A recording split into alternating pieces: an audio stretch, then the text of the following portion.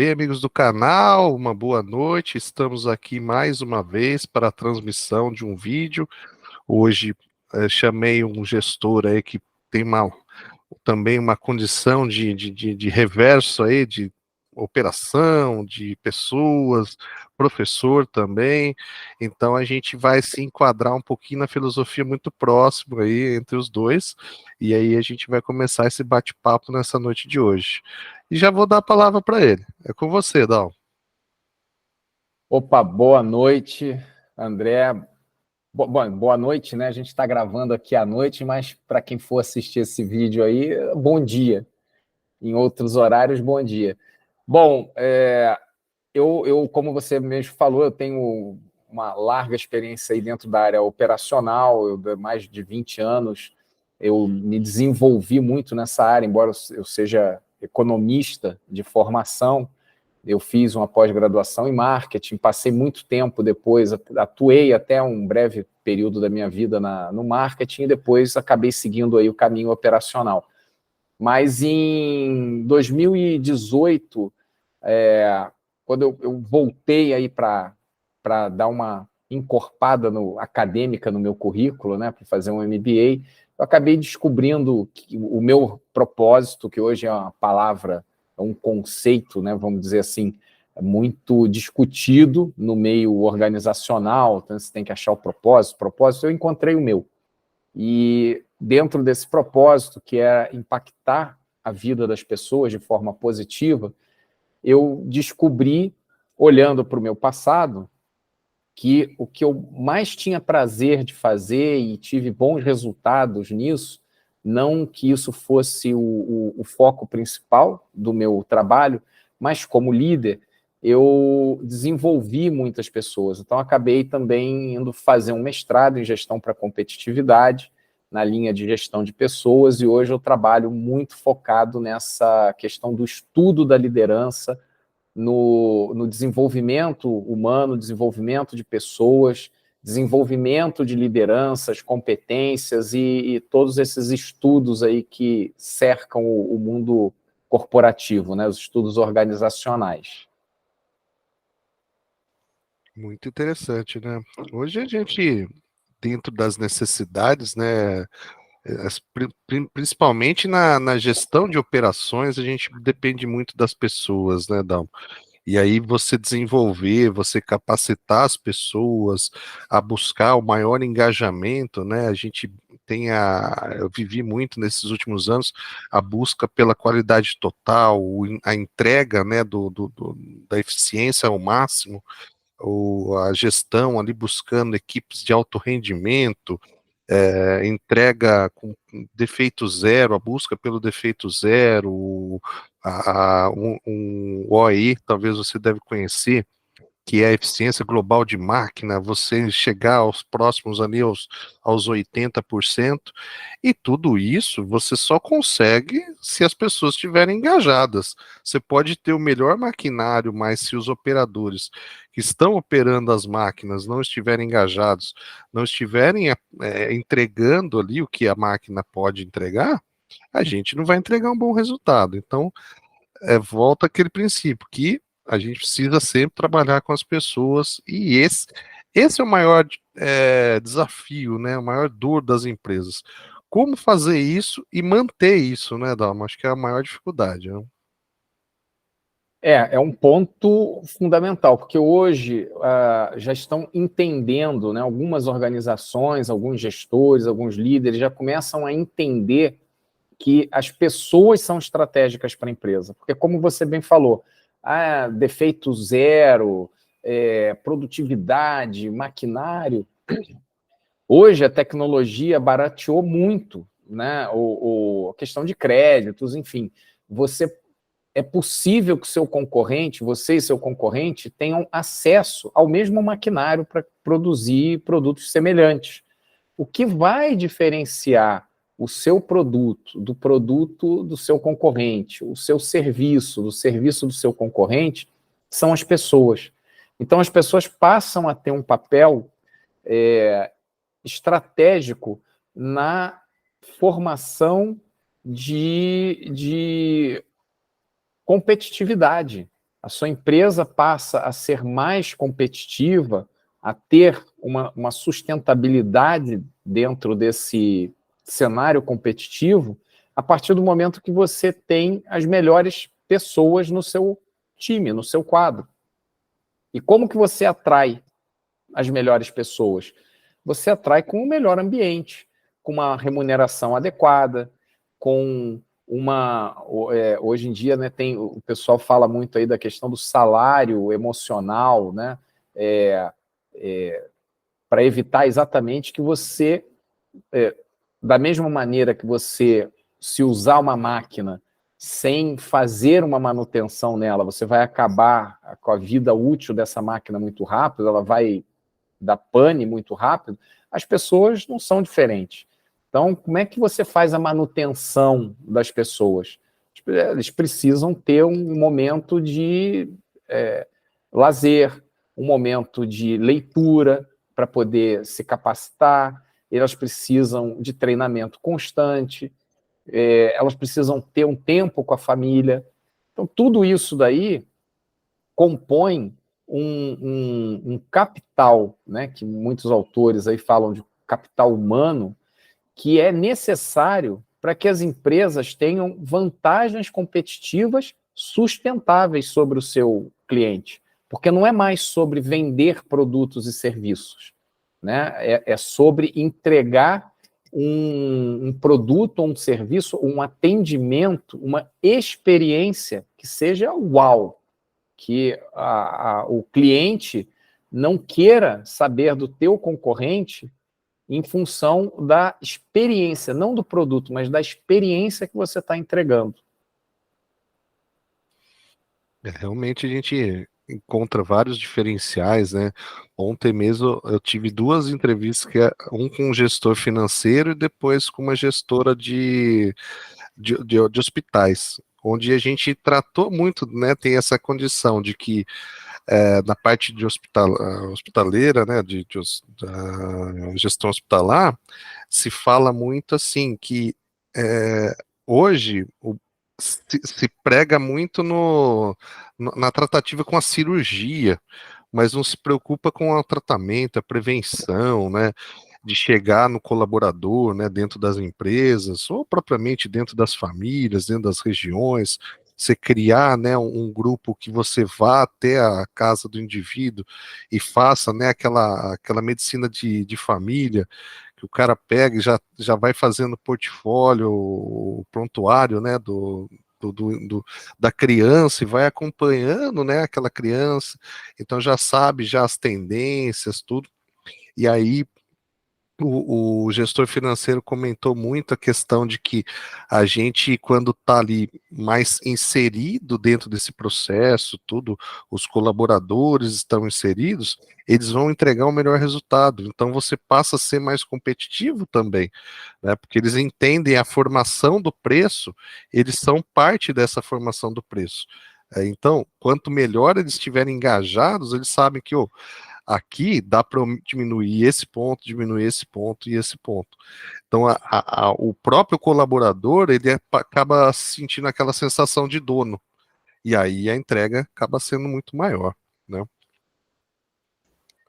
E esse é o papel do líder, né? Que é de inspirar, de motivar, de dar as condições para que a equipe performe, porque o líder, muitas vezes, ele acaba se perdendo a partir do momento em que ele é promovido por competências técnicas, né, de hard skills, e ele acaba interferindo no andamento da equipe, porque ele quer que todos façam as atividades como ele fazia, né, tecnicamente, e ele não dá espaço para a equipe crescer. E aí a gente entra numa outra situação, que é exatamente você aproximar o discurso acadêmico da realidade das empresas.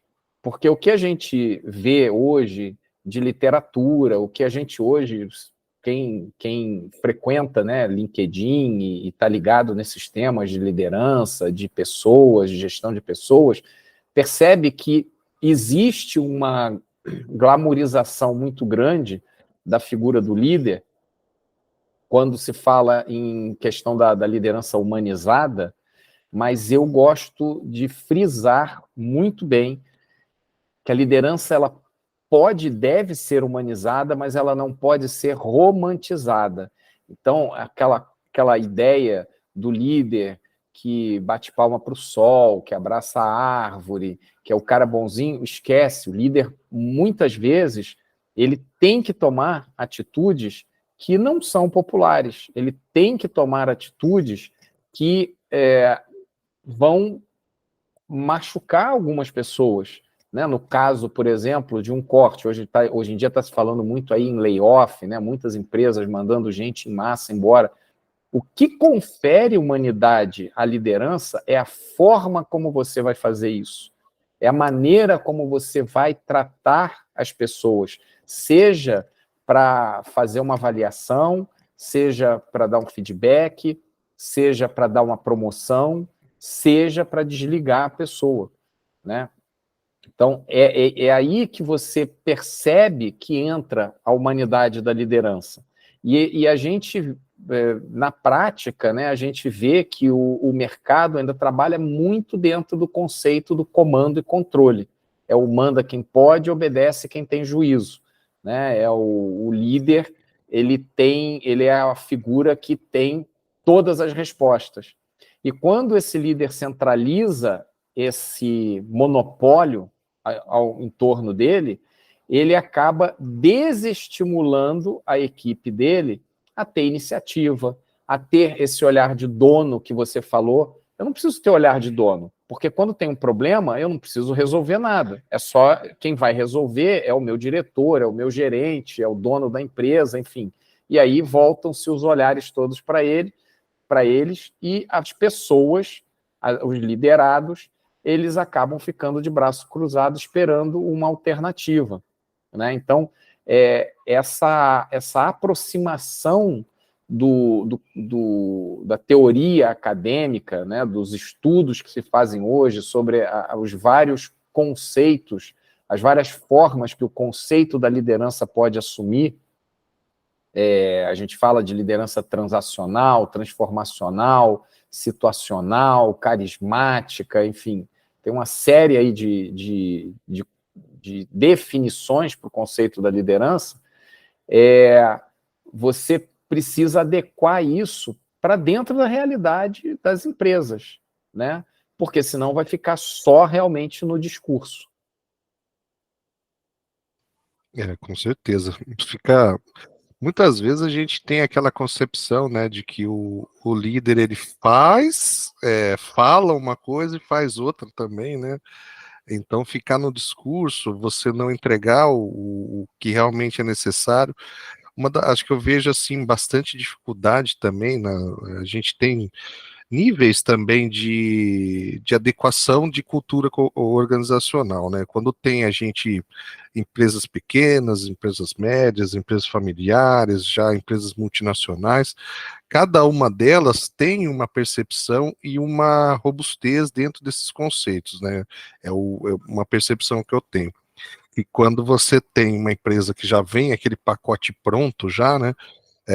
Você tem que aceitar aquela política, aquela prática, aquela sistemática de tratar, de como liderar, como comunicar, né? E já nas pequenas empresas ali você tem muito um estilo de cada um estilo de cada do líder, né? E tem líderes que têm uma postura e outros líderes que não têm a mesma postura, uma liderança mais autocrática, uma liderança mais democrática, e ambos eles entregam o resultado, conseguem, né, chegar ao resultado, e não necessariamente a gente encontra nesse viés uma literatura adequada àquela condição que realmente a gente precisaria aplicar. Você vê alguma assim, ó, existe um padrão, existe uma técnica, ou você faz uma avaliação primeiro para depois puxar cada conceito de liderança para cada grupo? tem alguma ferramenta que você utiliza dentro do seu dia a dia aí? Olha, você tocou em 2 pontos aí muito importantes. Um é essa questão da cultura, né, de você, e o outro é a questão do que o líder prega e o que o líder faz. Então, existe um ditado em inglês que é walk the talk, ou seja, você age da maneira que você fala, porque as palavras podem até inspirar, mas o que arrasta realmente é o exemplo. Então, e isso está ligado também com a questão da cultura, porque não adianta eu ter aquela empresa, botar, escrever a missão, os valores da empresa, colocar no site, aí você tem propósito, você tem lista de valores da empresa, né? E aí muitas empresas colocam isso escrito na parede, pintam, né? E no dia a dia isso não é praticado. Então, isso aí desestimula o funcionário, porque ele muitas vezes ele tem ali aquela expectativa de que ele pode crescer, de que ele vai, né, se desenvolver ali na empresa, porque isso está nos princípios, isso está nos valores da empresa, isso está na missão, na visão da empresa, mas na prática não é isso que acontece.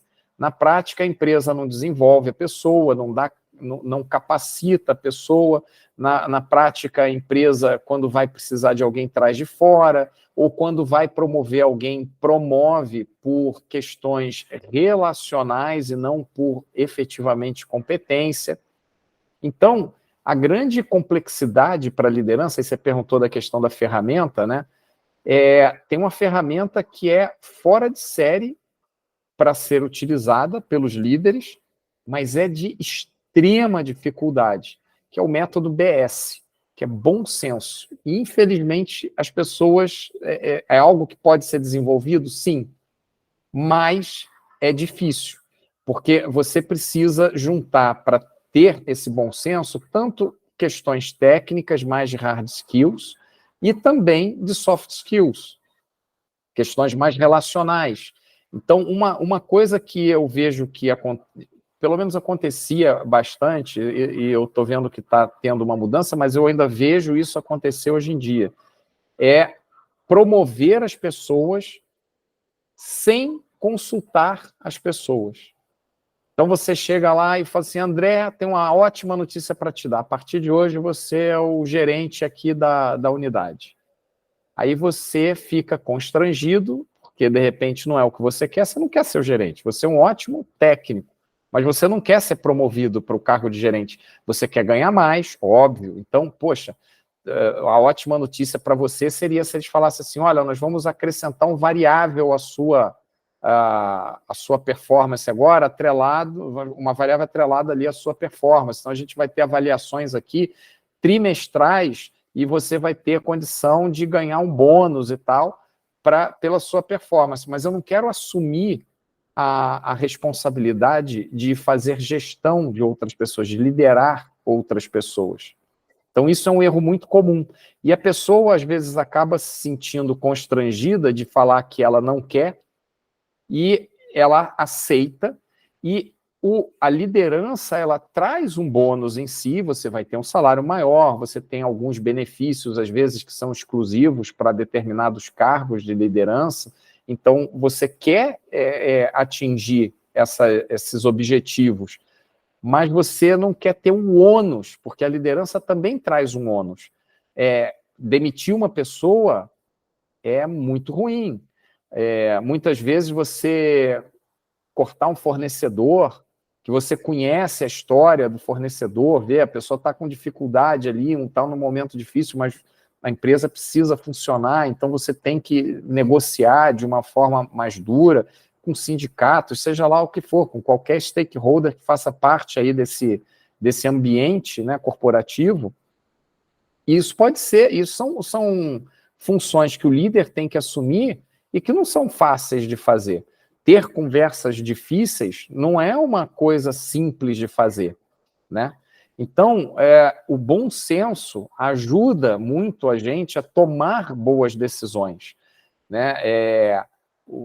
Você trabalhar de forma colaborativa com a sua equipe, né? Existe hoje aí um conceito que a gente fala do líder pós-heróico. O que é o líder pós-heróico? O líder heróico era aquele que eu já mencionei anteriormente, é o que tem tem a solução para tudo, e qualquer problema que aconteça, a equipe cruza os braços e espera a decisão desse líder.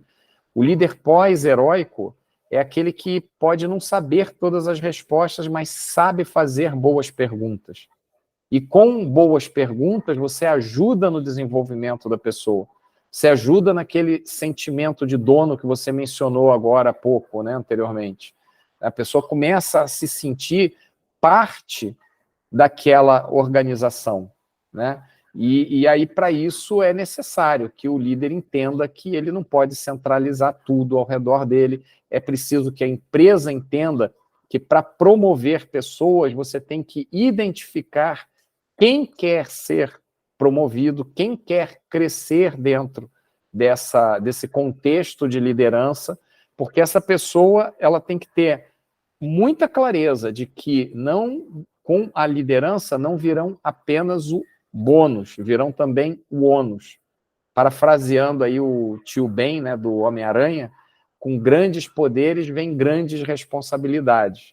E eu vejo, e eu vi na minha carreira, ao longo da minha carreira, eu vi muita gente que se servia da função para transmitir uma certa importância, uma certa pompa e circunstância, que, na verdade, a liderança real ali, né, o verdadeiro espírito da liderança, ele está mais ligado à parte servidora da liderança. Você dá os meios para que a equipe entregue o resultado.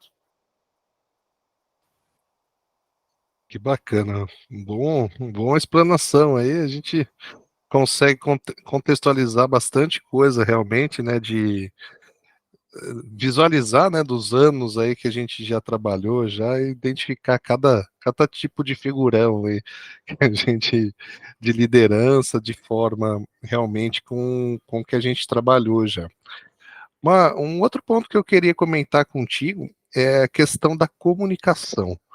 Como que se faz a comunicação ideal, né? Acho que na maioria das empresas a maior dificuldade é o se fazer entender, né? A comunicação hoje, com o mundo que nós temos hoje, o WhatsApp, e-mails, a própria troca de palavras, né? Os memorandos, beleza, as pessoas estão entregando a comunicação, mas elas estão se fazendo entender. Há o processo, né, de conexão da comunicação dentro das organizações. O que você entende, o que você imagina de tudo isso? Bom, primeiro, eu acredito que a comunicação seja, se não a mais importante, uma das mais importantes competências que um líder pode ter. E fundamental para gestão de pessoas, né? Porque, afinal de contas, a gente se comunica, seja via escrita, a forma da gente se entender é via comunicação, seja ela escrita, seja ela verbal, seja ela não verbal, né? Porque o corpo fala também, né? As expressões, a gente tem que prestar atenção nisso. E eu gosto eu vejo essa importância da comunicação porque eu classifico a comunicação como uma competência mista. Por quê? Porque você precisa desenvolver os hard skills, ou seja, você tem que saber as técnicas para se comunicar, e você precisa dos soft skills para saber como se comunicar, né? Para se fazer entender nos diversos grupos, ou para os diversos grupos que você queira se comunicar. E eu vejo que, assim, de forma organizacional, de forma corporativa, você até tocou na questão do memorando e tal, eu acho que antigamente era mais fácil, porque era exatamente isso, tinha um memorando, e aí você pregava lá no quadro de aviso, as pessoas liam, ou você distribuía para cada um e tal, a pessoa lia e tal, pá, bacana. Mas hoje, é comunicação de tudo que é lado, é o que você falou, é o WhatsApp, é Telegram, é o Facebook, as redes sociais da empresa, que você tem que interagir nas redes sociais, que você tem que... É a forma de se comunicar, como é que você escreve um e-mail, e aí a gente entra também naquela questão, eu que sou do século passado, da época ainda que se mandava carta, né, a gente se comunicava por escrito via carta, e via carta eu escrevia, botava no envelope, selava, colocava no correio, eu tinha que ter paciência para esperar a carta chegar no destinatário, que a pessoa lesse, e se fosse o caso de me responder alguma coisa, eu tinha que esperar a resposta. Hoje é tudo muito imediato, você mandou um e-mail, e aí você fica na expectativa, pô, eu mandei um e-mail, tem 10 minutos, a pessoa não me respondeu ainda. Sim, não respondeu, né? O mundo acelerou, e as formas de comunicação aceleraram. E aí, às vezes, como você falou, é um memorando. E aí todo mundo responde o memorando por e-mail, dizendo assim, tá, ok. Então você começa a ser afogado, soterrado em informação, ou muito pelo contrário, né? Não é nem informação, porque isso são coisas que acabam não tendo utilidade, validade, não geram conhecimento. Então é um mero dado. E você começa a ficar sufocado com essa quantidade de comunicação que às vezes não tem muito sentido. Então, você se comunicar de forma corporativa, vamos pensar aqui, você vai mandar um e-mail para definir novos procedimentos, novos processos para a sua equipe. Você tem que ser bem didático. O passo 1, o passo 2, o passo 3, talvez esse e-mail seja longo. Você vai mandar um e-mail para se comunicar com um diretor, com um CEO de uma empresa, seja interno ou externo, né? Essa pessoa não tem tempo para ler mais do que 3, 4 linhas. Então, se você manda um e-mail para essa pessoa que tem 10, 15, 20 linhas, e você começa a ser redundante, você começa a explicar muita coisa, não, é direto ao ponto. Olha, o objetivo desse e-mail é esse, quero a sua aprovação para tal, aconteceu isso e eu tomei tal atitude, aguardo orientação, tem que ser uma coisa bem enxuta. Da mesma maneira, isso aí serve para a sua equipe também, né? É tanto e-mail, é tanta informação que a gente recebe que não dá tempo de você ler tudo, não dá tempo de você interagir com todo mundo, interagir com a rede social, responder o e-mail e da empresa e os seus pessoais também. Então você acaba criando aí uma infoxicação, né? Uma intoxicação de informação. E isso é ruim, isso aí vai acabar gerando estresse, gera o burnout, gera a crise de ansiedade, né? Porque você começa a ser cobrado por uma velocidade que a máquina tem condição de ler, né? Então, hoje a gente tem a inteligência artificial do chat GPT e tal, você joga ali uma informação em questão de segundos, ele sai e te joga um texto. Mas a pessoa não tem essa capacidade de processamento que tem hoje a inteligência artificial. Então, é preciso que a gente saiba se comunicar da melhor forma possível. A comunicação no WhatsApp, ela é como se fosse um telegrama. É para você ir ali, e coisa rápida, para você ter agilidade.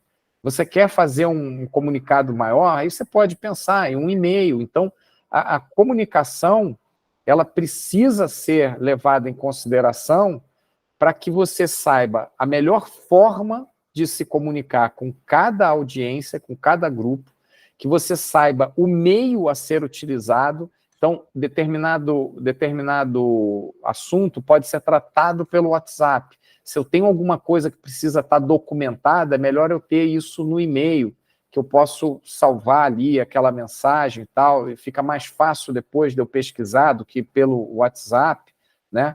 Então, é preciso você saber, e aí eu estou me comunicando pelo WhatsApp, quem é o meu público? O meu público entende a linguagem do emoji? Então eu vou botar emoji. Meu público é um pouco mais formal, eu vou trabalhar de maneira mais formal a linguagem. O meu público é mais dinâmico, eu preciso abreviar uma série de palavras, né? O obrigado, você bota lá o OBG, ou bota um TKS, né? Ou você substitui por VC. Então, tudo isso daí faz parte do desenvolvimento da competência da comunicação, e é por isso que eu falo que é necessário você conhecer a língua, ou seja, ter a parte técnica, né? Se você for, por exemplo, trabalhar numa empresa americana, você precisa saber o inglês. Depois você precisa saber como se comunicar com cada público dentro dessa nova cultura, para que você tenha uma linguagem acessível, que não seja agressiva, né? Às vezes você falar de uma determinada maneira, de uma determinada forma, com uma pessoa pode ser agressivo, para outra já não é. Então, por isso, assim, eu vejo a comunicação como fundamental para a gestão de pessoas hoje em dia, e principalmente para funções de liderança. Show de bola, Dom. Acho que a gente conseguiu contextualizar aqui nesse período, né, do vídeo. Queria te agradecer aí esse bate-papo excelente, dois conceitos extremamente importantes, né, na área de gestão de recursos humanos, como a liderança e a comunicação, né, como você bem frisou, ela é imprescindível, né, para que a gente encontre bons resultados e consiga desenvolver, né, as equipes. Um bom líder, ele carece de uma excelente comunicação. Sem ter uma boa comunicação, ele não vai se fazer entender, as pessoas não vão entregar, né, o que ele está almejando. Então, essas ferramentas, elas são imprescindíveis para o bom resultado de uma organização como um todo, né? Deixa eu só complementar, né, que essa questão da comunicação que você está falando, né, da liderança e também da parte do RH, o que você observa, por exemplo, quando você está fazendo uma entrevista, o comportamento do candidato? O que você, como líder, você pode observar dentro da tua equipe? Ao iniciar o turno, você pode fazer uma reunião pré-operacional de 5, 10 minutos, uma coisa rápida. Enquanto você está ali falando, o que você percebe? Você pode perceber alguém que esteja com sono, então vamos dizer que você é gestor de uma equipe onde as pessoas têm que operar máquinas ou vão dirigir, e você está percebendo que a pessoa ali está meio cansada, né? Ela pode ter tido um filho, ficou doente, ele ficou acordado à madrugada, você vai botar essa pessoa para operar a máquina? Não. Então, a questão da comunicação também passa por essa capacidade tanto do líder quanto do profissional de RH que está fazendo um processo de seleção, né? Perceber se a pessoa está nervosa, e aí qual é o papel ali do profissional? Poxa, deixa eu fazer um rapport, né? Deixa eu conversar com a pessoa, desviar um pouco a atenção, falar de algum outro assunto que não seja aqui do processo de seleção que ele está passando, para deixar a pessoa mais confortável, mais à vontade. Ou você pode, numa resposta do candidato, ou numa conversa com um funcionário, você pode perceber um tom de agressividade na voz, você pode perceber um tom de agressividade pela expressão corporal da pessoa. Então, sim, a comunicação entra aí em todas as áreas, André. Bem bacana, realmente. Você citou, né? Às vezes a pessoa ela tem aquela lado mais introvertido e você, num processo de seleção, né, ela já está ali, né, sendo todos os olhares para cima dela, e se você impõe uma situação desconfortável, muitas vezes você acaba perdendo um grande profissional, porque ela não vai, né, responder da melhor forma possível, aquele ensejo total, aquelas perguntas, muitas vezes. Você chega e faz uma pergunta técnica, a pessoa já começa a ficar ali meio, opa, será que eu sei? É bem peculiar mesmo. Daí, com essa estratégia de, ó, tira do ambiente e tal, coisas que podem auxiliar dentro da verdadeira percepção daquela pessoa, né? E identificar realmente que o profissional ali, ele tem capacidade, mas naquele momento ele está um pouco retraído, um pouco constrangido e não consegue desenvolver o melhor papel dele. E a questão também que você comentou, né, da leitura corporal de uma equipe, né, de identificar quando a pessoa está mais agressiva ou ela está mais sonolenta, tudo, né? Aí o gestor pega e fala, viu, você que está, tô sentindo que você não está tão ativo, né? Então vamos fazer uma atividade que não demande uma atenção tão alta. Você que está meio introspectivo aí, é meio reativo já, fala, vamos fazer o seguinte, você não se dá bem com fulano, já vou colocar você bem longe, já para fazer outra atividade. Então é tudo é questão de uma leitura também, né, de comunicativa que a gente consegue desenvolver o melhor papel também nas atividades. Né? É isso aí. Bem bacana. Obrigado mais uma vez, Dão, pelo nosso bate-papo aí, pela disponibilidade de tempo, muito agregador, né? Eu espero que a galera curta, espero que você tenha curtido a passar esse recado aqui para o nosso canal. Nosso canal está crescendo, está de vento em popa aí. Começou como um passatempo e a coisa está criando mundo. E tem muita gente aí entrando nesse contexto aí. Aí, se tiver oportunidade também, dá uma olhadinha lá, que tem muita gente boa lá fazendo bate-papo com a gente. Não, eu já olhei, já vi alguns vídeos lá bem interessantes. E quero te agradecer pelo convite e fazer um convite para o pessoal que está nos assistindo aqui. E me sigam lá no LinkedIn, Dalmo Marins. Então, vocês podem me seguir por lá. Também no Instagram, Dalmo Marins, é a mesma coisa, é fácil de encontrar. E eu vou ter o maior prazer eu interajo com todo mundo, gosto dessa interatividade, da relação, do networking realmente ali humanizado, verdadeiro, interessante, sem ser interesseiro. Então, fiquem à vontade aí para se conectar, para trocar mensagens, pedir ajuda, enfim, o que eu puder ser útil aí, eu fico à disposição. É isso aí. Obrigado mais uma vez, então. Até mais. Tchau.